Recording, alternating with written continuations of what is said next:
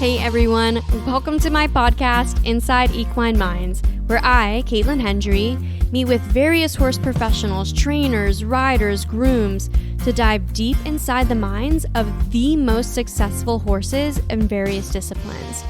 I'll take you behind the scenes from the horse's perspective to learn about how these horses are trained and managed in a way that strengthens their mental game and has fueled their massive success. This podcast is brought to you by EQPI, or Equine Performance Identities, a personality profiling tool for horses that guides people to becoming the partner their horse actually needs. We all want our horses to be a happy and willing partner and to enjoy spending time with us. An EQPI profile gives you the information about your horse's individual needs and motivations so you can adapt the way that you're working with them to ensure just that. And should we decide that we're just not the best person for our horse or circumstances lead us to having to sell or lease, EQPI is a great tool for sharing what your horse's temperament is to ensure they do get a good match with their next person. Or maybe you love your horse so much that you want more of them and you decide that you want to breed. An EQPI profile provides invaluable information about temperament, so you can really make sure you're looking at the full picture when you're choosing the best stallion or mare for your horse. On this last episode of Season 2 of Inside Equine Minds, I am joined by Tik Maynard and Chelsea Canedy to talk about Goodluck Suncat, also known now as Rumor, who has won a world championship. However, is only under saddle for 3 days. So let me tell you a bit about that. Rumor won the World Championships of Colt starting at Road to the Horse with Tik only earlier this year in March. If you're not familiar with this event, it is essentially a place where a few professionals are chosen to start a colt who has basically never been handled in their whole life. This herd that was here for this past Road to the Horse and the previous Road to the Horse were provided by a ranch in Texas, and it's called Pitchfork Ranch, and they just lived out in a field for their entire lives basically and were not really all that handled. So the challenge is with this World Championship of Colt starting is you have to basically start this colt and you have 3 days to do it, which is a lot, as you can imagine. But the mission of Road to the Horse is really to inspire people to reach a higher level of horsemanship and develop unity with a horse based on trust and not fear. So this is what these professionals, including Tik, are really evaluated on. It's not about forcing the horse to do things it doesn't want to do or getting it to quote unquote submit in order to become a riding horse. So I like the sentiment behind the competition. Judging is based on the effectiveness of horsemanship to communicate, educate, and build a partnership based on trust. So trust is a theme throughout this whole competition, and this is to show others how colt starting can be done in a way that builds trust through that connection rather than through fear. So the short gist of the competition format is that these professionals have to choose a horse from a herd. They're not allowed to interact with them in advance. They have some information about them in advance, but they're not allowed to actually interact with the horses. So then they have to choose a horse from the herd, and then they have 3 rounds over a few days. So the first 2 rounds are 1 hour and 45 minutes, and they're in the round pen, and you have a pen wrangler who can help you from the ground, and then you have one 55-minute final that is 4 different demonstrations, 4 different sections basically that these professionals have to work with these horses throughout, and then a winner is crowned or named after each round, and then an overall winner as well. Tik actually won this last year as well with a relative of Rumors. He won it with Capera Cat.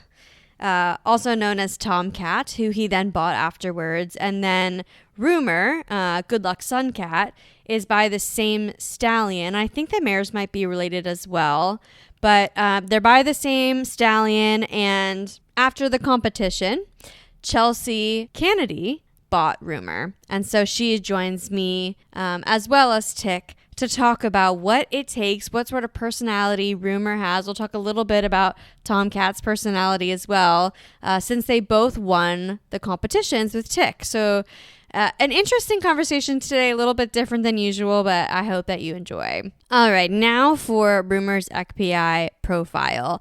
To get his profile, both Tik and Chelsea took the online assessment, which is about a 10-minute online input survey. Tell me which characteristics you observe and how often, and then using those inputs, I'm able to determine where the horse falls on each of the 4 spectrums of behavior that ECPI measures, which are independence, which is the horse's preference to control or comply, extroversion, which is the horse's preference to interact or isolate, stability, which is the horse's preference for predictability or variety, and then the structure spectrum, which is the horse's preference for clarity or flexibility.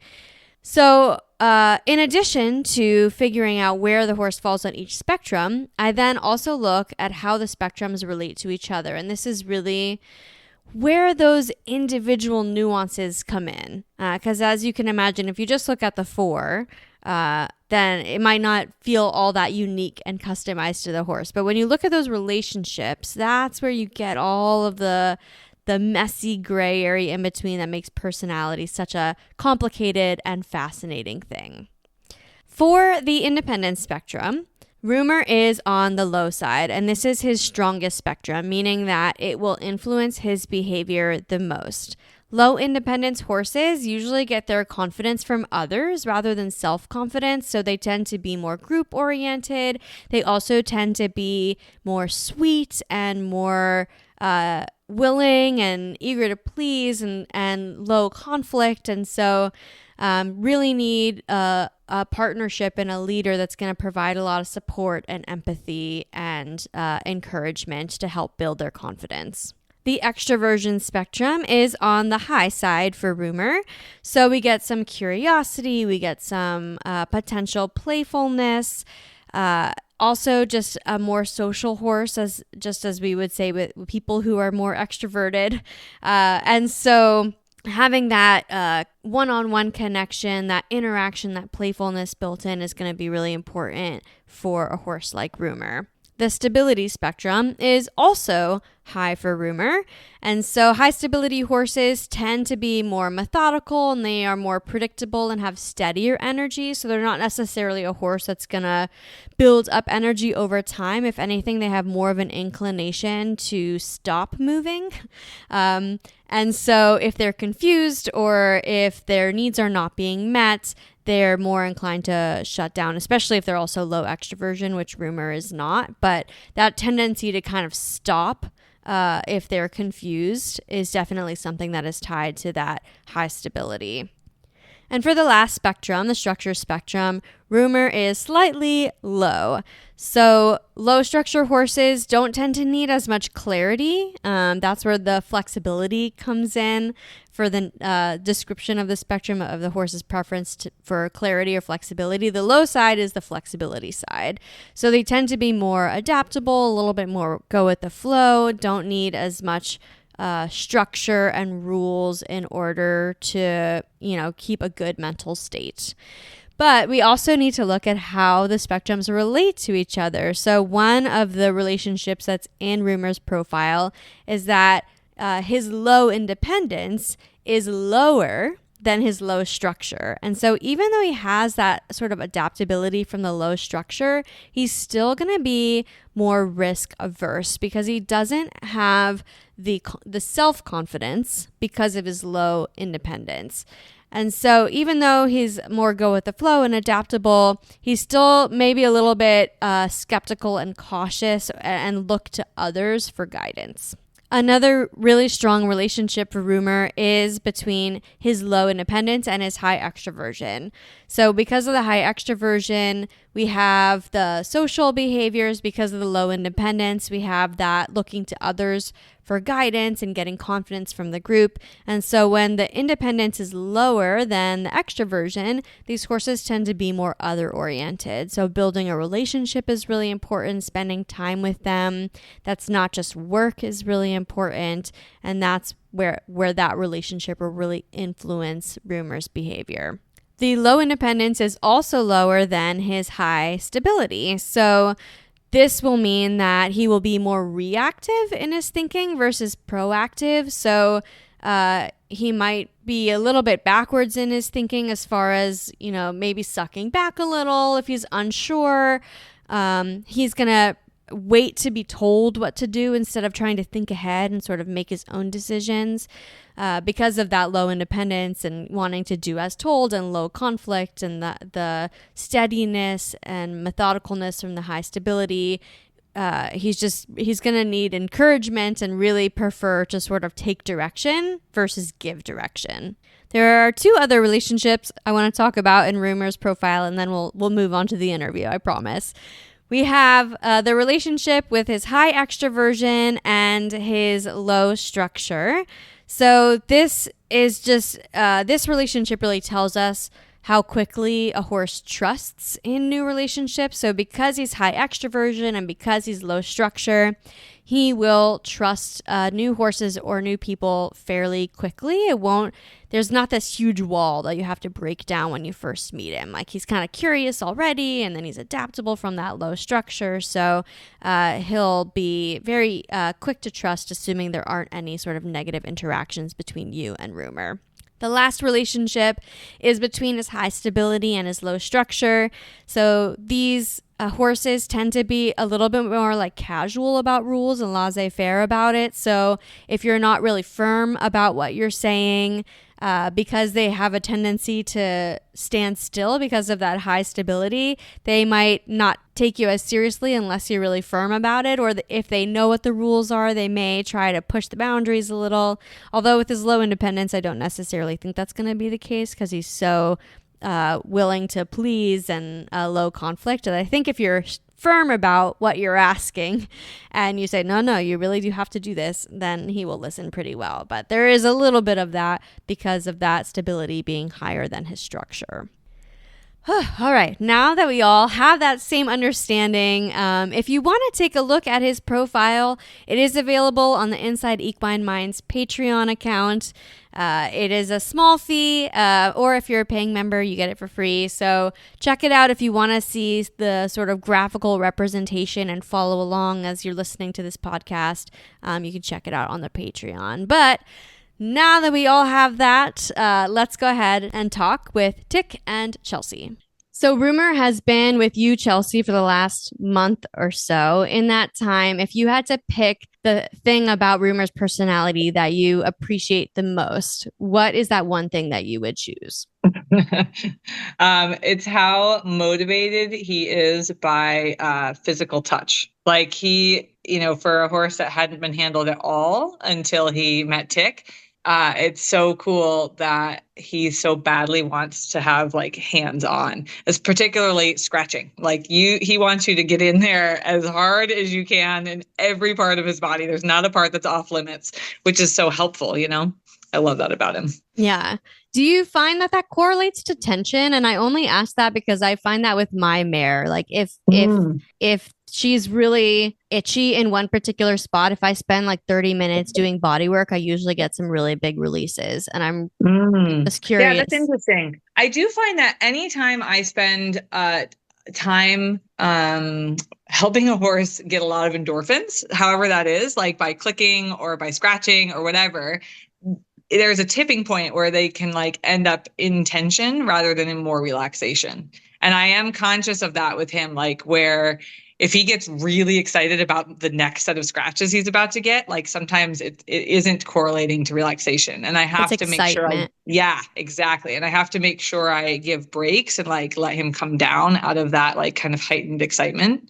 But yeah, for sure. Yeah. Do you find that he gets excited like that often, or is that just an every once in a while thing? Yeah, I would say like in each session, there's a period of time where I have to I notice it and I'm like, okay, we got to settle. And then we come back up and then we got to settle. But yeah, it ebbs and flows in each session. Yeah. How does he respond to that? Does he come down easily or? Yeah. I think Tik would agree. Like that's one of the things that was so fun about watching him at Road to the Horse is he has like an obvious release tell. Like he licks and chews a bunch. His tongue like is like a little anteater, like comes away out. Yeah, I read that in a Chronicle article that Tik, you had said that he licks and chews a lot. And I was asking about whether he comes down easily because his structure spectrum is lower than his stability spectrum. So they're usually more like adaptable, go with the flow horses. They don't necessarily need a lot of structure and rules.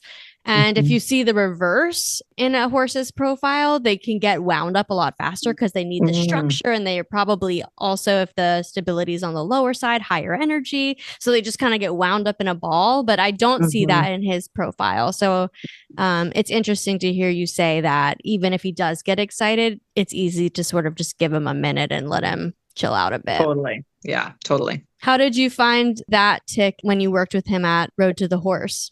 Yeah, after the first initial part where I had to sort of catch him and touch him for the first time, he was very, very quick to enjoy being touched, to enjoy touching me, to lick and chew a lot, almost more than any horse I've ever had, looking for all these little moments to relax and come back down. Yeah, he was such a fun horse to work with. And you said he was looking to you like for guidance. What do you think was driving that motivation to look to you?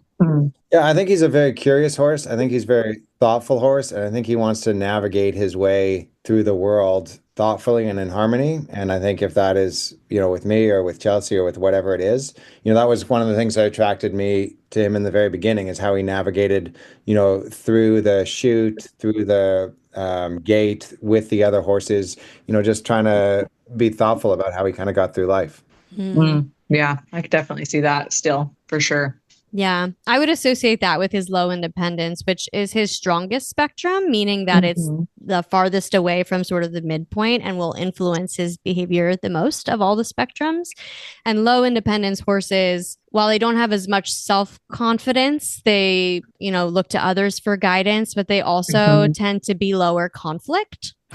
That's where the willing to please and wanting to be accommodating comes in. So it's interesting to hear how you even noticed that Tik in, probably the first 5 minutes that you were even watching the herd at the Road to the Horse. Yeah, well, when we were watching the herd to pick the horses, there were a few things I was looking for. I was looking for their bloodlines. I was looking for how they were built physically. And more than anything, I was looking for that thoughtfulness and that curiosity.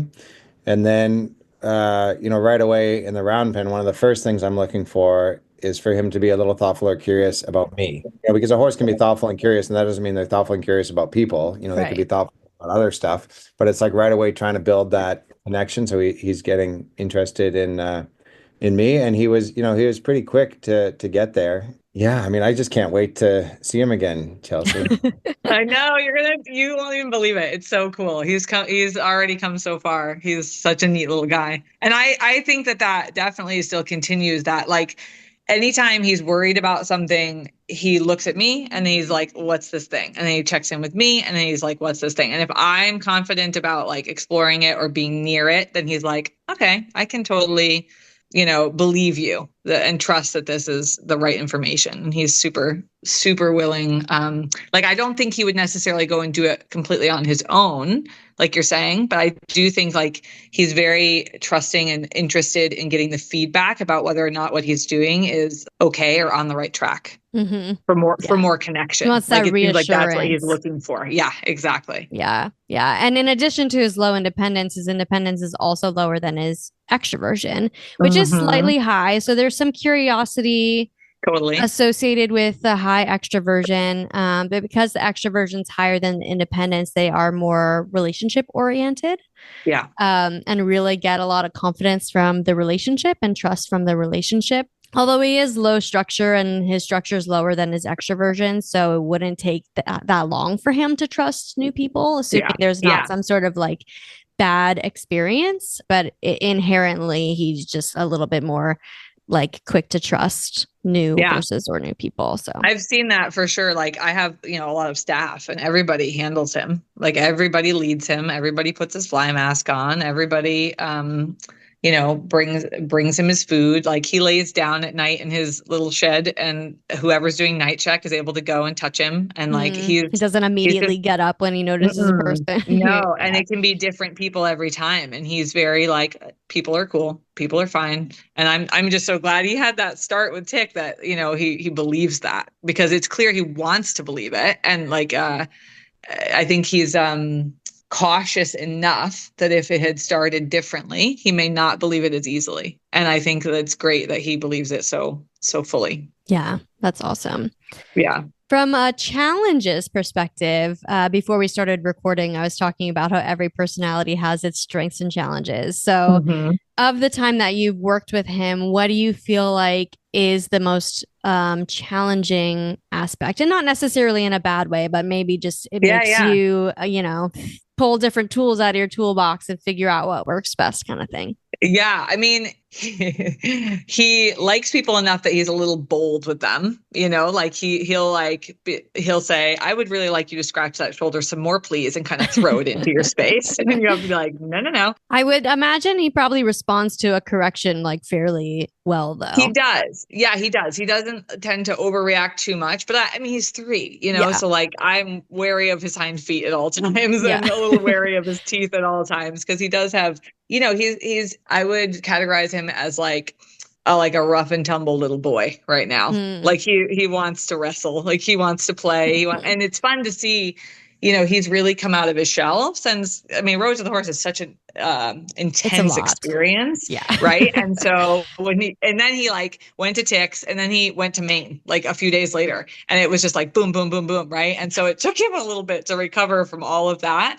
And now he's coming out of his shell, and I'm like, you're funny. Like he's just got some serious little boy tendencies, like he wants to use his body a lot and like roll around a lot and kick up his heels a lot. And he's just really funny in that way.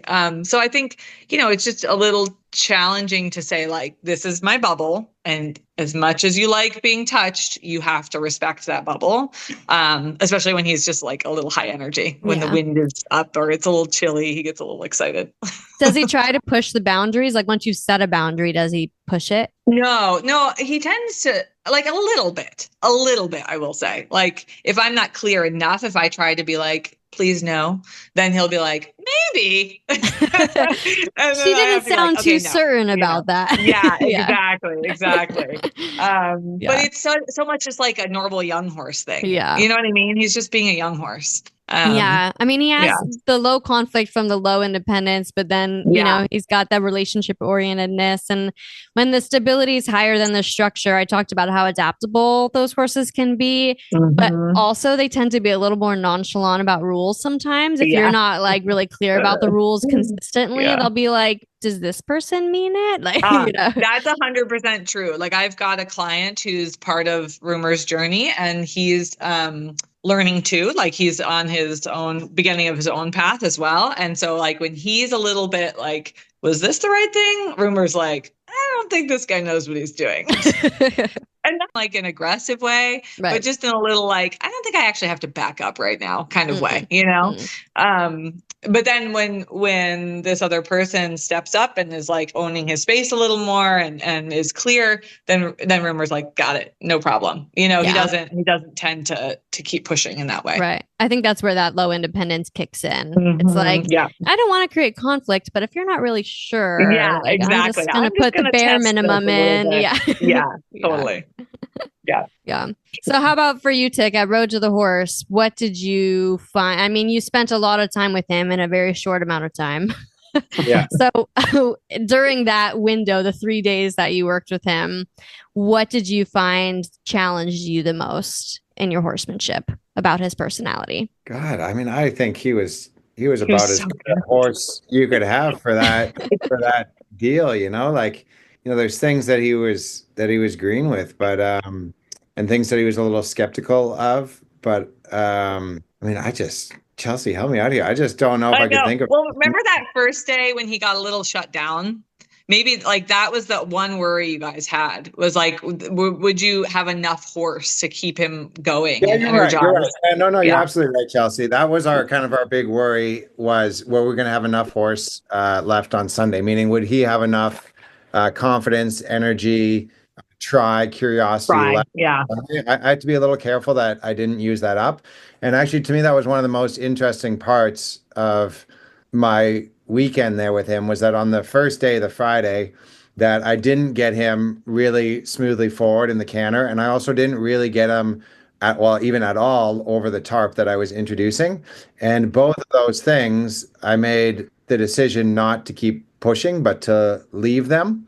We lost points for that, and we got a little bit behind for that. But actually, because of his personality, it's almost like he thought about it overnight, and then we just Totally. came out like swinging on Saturday. So on one hand, it was a challenge, and I had to be very aware not to keep pushing, like with a horse that had, what you think of as more of a outgoing kind of running all, like a more try and more of all those things. You could keep going, and they could handle it, whereas I had to be very careful not to do that. So that was probably my biggest challenge. Yeah, I did read. I had to be careful not to get him moving a lot, is what I read from the Chronicle. Yeah. I assume that's what that's referencing.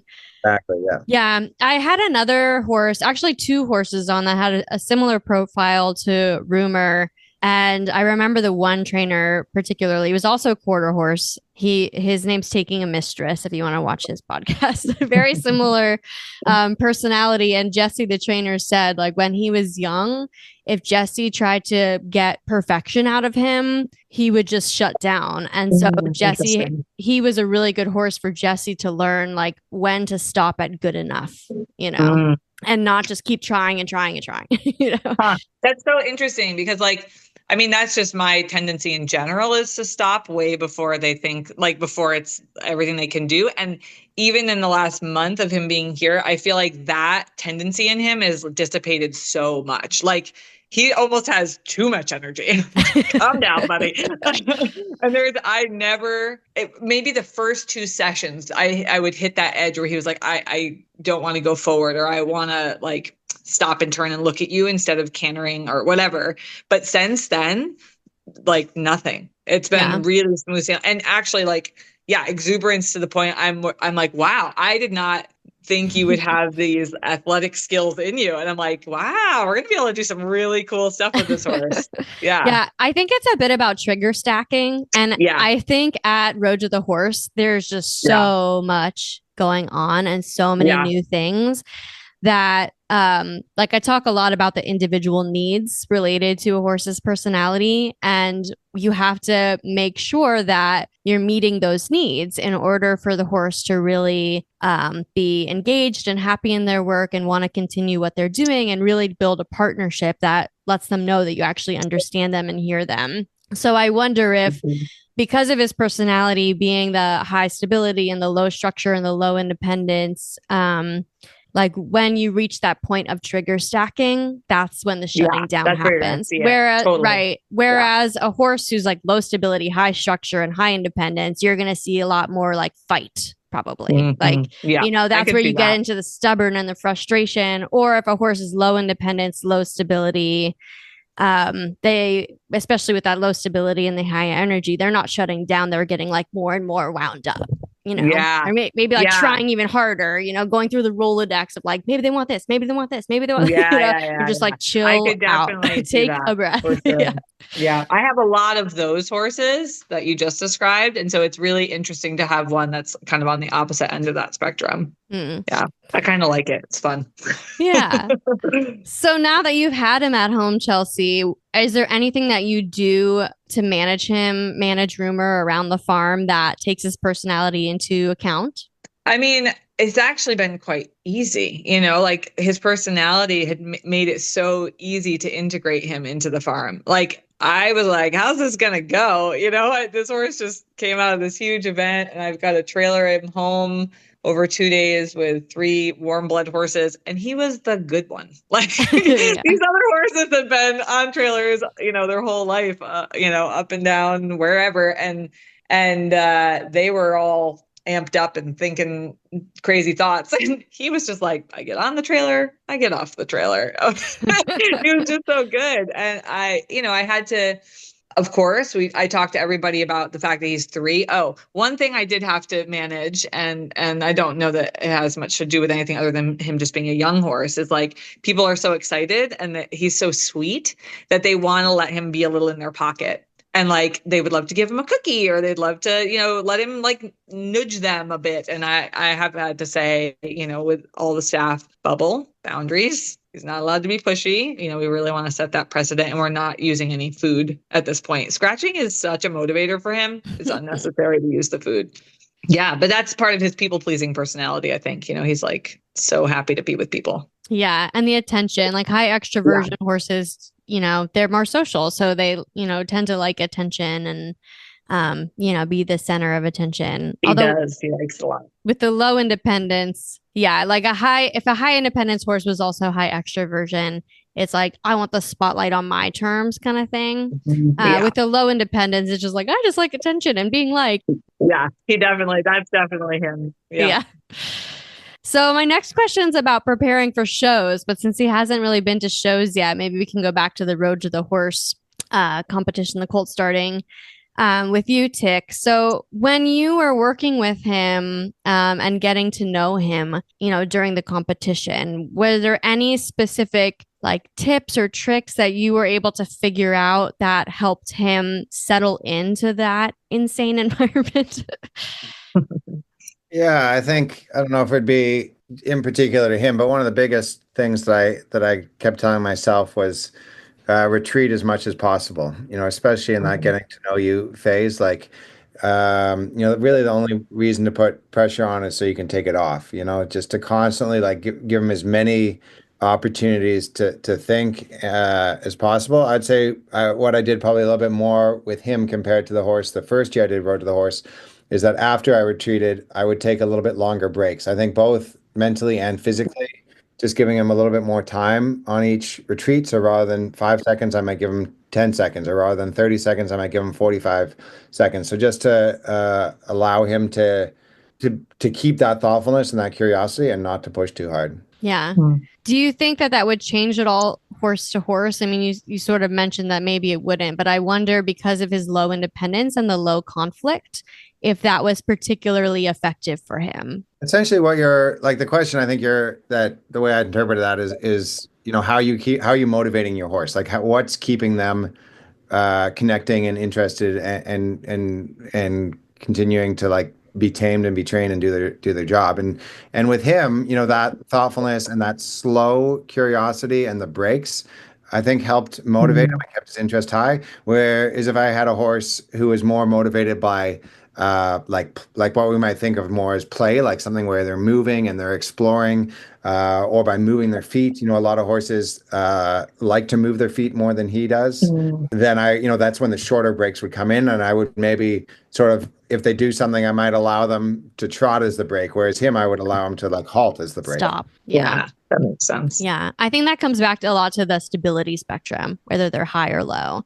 Because of high stability, they don't have as much energy. They're more inclined to stop, like that shutting down if they get overwhelmed.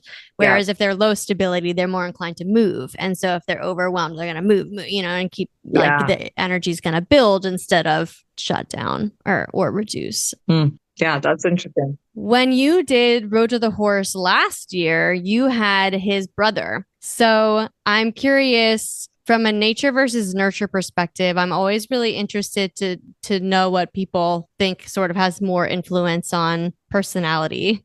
And I know they have the same sire. So they were both out of Goodluck Cat. Yeah. I think their dams were also related, though. They have very similar names. Rumor's dam is hopefully I'm saying this right, Ms. Bakako's Sunny CD. And Tomcat's dam is Bacacco Capera. Oh, So I'm assuming the yeah. dams are related. Also, did you know the breeding? I mean, you said, Tik, when you went into the herd, you were looking at breeding. Did you know that they were so closely related? So at Road to the Horse, you're allowed to observe them the day before. You can't go, within 10 feet of them, but you're allowed to observe them in a little herd in a holding pen. And also, they've posted the bloodlines of each horse that's there. And not only that, but they actually post them online on their website and on Facebook a few months before with short, like 10-second video clips of them sort of trotting through their field in Texas. So you do definitely have the chance to do a little research. And I've got some friends that know quarter horse bloodlines a lot better than I do. So I definitely talk to them about what horses, would be easier or harder in that situation, and also what their tendencies would be or what they would be good at down the road. So I got to know them a little bit. I was not, it was not part of my decision at all that they were related really, other than that it's kind of like cool, like when you see a cool color, you're like, oh, that's a cool color, but I'm not really expecting it to relate to the training of the horse. These siblings, I think, your chances of them being similar are possible, but also the chances of being very different are also possible. So it can play a huge role in why I picked them. Yeah. So how were the two similar and or different from each other? I think they're both very thoughtful horses, very curious. I think the horse Tomcat from the first year has a tendency to get nervous a little easier, to move his feet a little bit more, to be slightly less curious, slightly less thoughtful. On the other hand, he's got a horse that probably would have a little bit more in him once you get going, would be my guess. If you were to be doing things like, working cows for 8 hours a day, I would suspect that Tomcat would hold up to that a little bit better. Not that I'm going to be doing that with either of them, but your next 3-day event horse. You had talked to your friends about quarter horse bloodlines then. So my assumption from that statement is that you feel like that maybe does have some influence on temperament. Is that a correct assumption or? So what I had going into it in my mind was that, in terms of the picking, 10% was going to be based on bloodlines, 10% based on their physical attributes, like are they built uphill or downhill, or what are their withers like, or what's their neck like, and then 10% based on the behavior that we saw, maybe 1% on color, and then the other 69% I had in mind is just luck. I think a big part of it is you don't really know what you have till you actually start training. Just so the people that don't follow it know, both years I did it, there were 4 competitors, and you kind of draw out of a hat to see what pick you're going to get. And both years I had 4th pick out of 4. So I had the last pick both years, and that horse ended up winning, and everybody, has a similar level to pick horses. If anything, I'm not that great at picking horses compared to other people, I also heard an interview or something with Chris Cox. Chris Cox has done it 4 times, Road to the Horse, and he's won it 4 times. And the quote I heard was that out of the 4 times, he only got the horse he thought he was going to get 1 out of the 4 times. In other words, the horse that he was sort of observing and he thought the horse was going to be a certain way, the horse was a different way once he actually started interacting with the horse. You were talking about percentages as far as how you picked your horse. If you had to put percentage on nature or nurture and how much they influence personality, how would you split that up based on your experience? I would say 75% nature. How about for you, Chelsea? Yeah, I was going to lean definitely above 50% nature, 60 to 75% nature. Yeah. Yeah. I mean, there's only so much, like they come into the world, I feel like, with a way of being in the world, and then we influence it for sure. And we can influence it positively or negatively. But I do think that there are like natural tendencies that they just have, and that then it's our job to work with well. I think you can improve every horse, but I don't think you can change any horse. Yeah, I definitely have observed that to be the case. Yeah. I mean, you had mentioned earlier, Chelsea, it may have been before we had started recording again, but I keep like referencing stuff from anyways. But you had mentioned that, he seems to have changed a lot and he's a lot more outgoing. So would you account that I guess let me rephrase that so it's not a yes or no question. How would you account for that behavior change?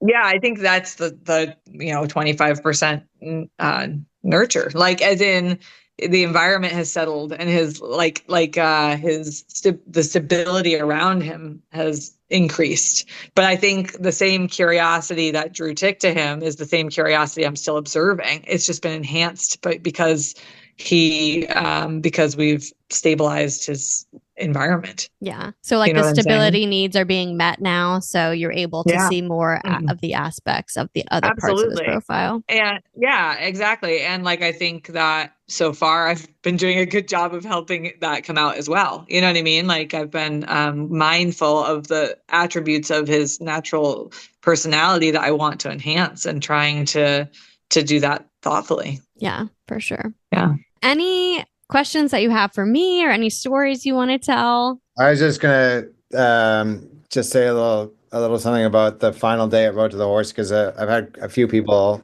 around the farm ask me about the last day when I stood up on him, and they'd ask me if that was something that I had planned going into Road to the Horse. And going into Road to the Horse, going into that first day, it was not on my mind at all. Like it wasn't something that I thought about. I had seen that happen in previous years, especially, 10 years ago or more at Road to the Horse. It was something that people did more often. I think Chris Cox has done it. Guy McLean has done it. I think Clinton Anderson's done it. And it's also part of their logo. Somebody standing on the horse, it shows a horse that is not worried about the person, is trusting, can stand still. It shows a lot of, well, not always, but it usually shows a lot of sort of good attributes once a horse can get to that point. My idea actually going into it for the freestyle on the final day was to maybe do something like take him for a canter, or do a little liberty, or do a little stop and go, or some kind of turning to show how soft he was in the bridle. And as I got into the second day, I realized how much he enjoyed things like standing and getting scratches and thinking through stuff.